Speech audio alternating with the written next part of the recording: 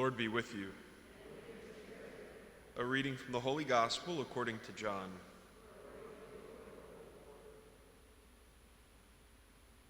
Many of the Jews who had come to Mary and seen what Jesus had done began to believe in him. But some of them went to the Pharisees and told them what Jesus had done. So the chief priests and the Pharisees convened the Sanhedrin and said, "What are we going to do? This man is performing many signs. If we leave him alone, all will believe in him, and the Romans will come and take away both our land and our nation." But one of them, Caiaphas, who was the high priest that year, said to them, "You know nothing, nor do you consider that it is better for you that one man should die instead of the people, so that the whole nation may not perish." He did not say this on his own, but since he was high priest for that year, he prophesied that Jesus was going to die for the nation, and not only for the nation, but also to gather into one the dispersed children of God. So from that day, they planned on killing him. So Jesus no longer walked about in public among the Jews, but he left for the region near the desert, to a town called Ephraim, and there he remained with his disciples. Now the Passover of the Jews was near, and many went up from the country to Jerusalem before the Passover to purify themselves. They looked for Jesus and said to one another, as they were in the temple area, "What do you think? That he will not come to the feast?" The Gospel of the Lord.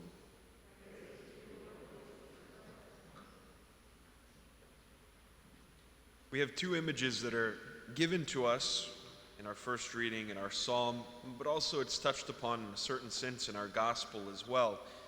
This image of the land, of the nation, the land that God has given his people, this home for his people. Of course, we see in the gospel they're concerned about losing that land, and that's part of the reason why they're concerned about Jesus, because they know obviously that the Romans who had conquered them could possibly take it away from them, could wipe it out. And so they were concerned that if they didn't do something about this Jesus guy who was causing problems, who was gathering more people to himself, that the Romans would come and take their land away from them. But we also have another image. We have the image of the shepherd and the sheep who follow the shepherd. I think it's interesting that these two things have been put together because we understand then, in light of this, that the land is not a fixed place. That as Christians, our home isn't necessarily a fixed place, but it's with a particular person. It's with the chief shepherd, the divine shepherd, Jesus Christ.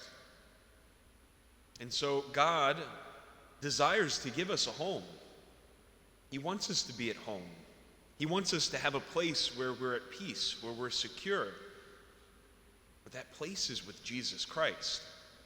It's not a particular place that we can identify on a map. In fact, it's wherever we may be.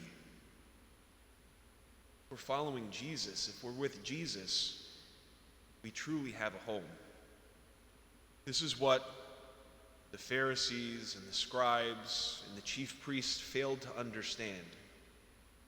They were so intent on protecting this physical place that they failed to recognize that in Jesus they would have their security, their peace.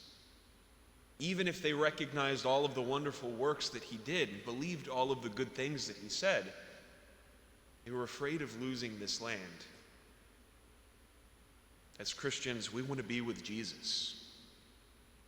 We want to be with him. We want to rest in him. We want to follow him wherever he may go, because he is our shepherd.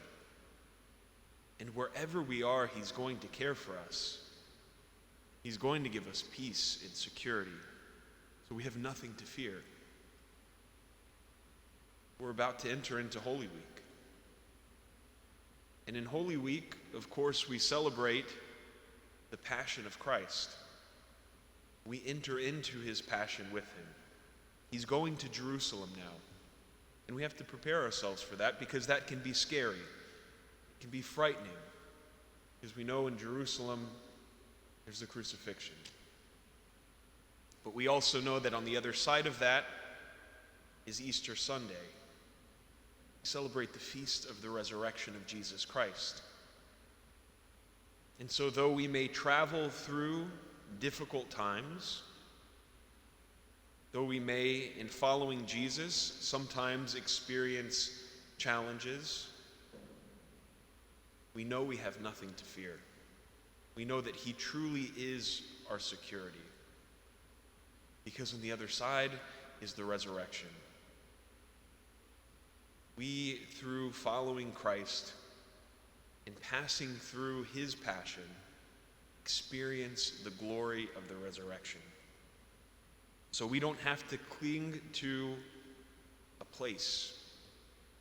We don't have to stay fixed, because we're concerned that if we move, if we go somewhere else, something bad is going to happen.